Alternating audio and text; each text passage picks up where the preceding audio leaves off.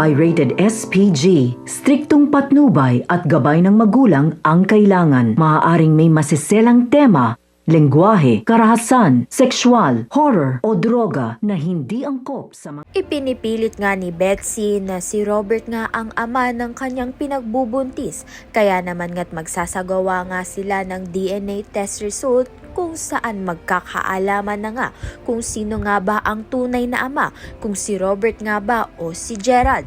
Kung si Gerald nga ang naging ama ng pinagbubuntis nito ni Betsy, ay kukunin nga agad ni Gerald ang kanyang anak at siya nga ang magpapalaki dahil hindi nga gusto ni Gerald na si Betsy nga ang magpalaki sa kanilang magiging anak. Kung sakaling si Robert naman nga ang maging ama, babalik nga itong si Betsy at ang kanyang ina na si Susan sa mansyon. Subalit wala na nga silang perang makukuha kay Robert dahil nga meron nga silang prenuptial agreement kung saan wala nang habol sa pera itong si Betsy kay Robert, kung saan ang makakakuha na nga lang ng suporta ni Robert ay ito ngang magiging anak nila. Subalit malaki nga ang tsansa na si Gerald nga ang ama.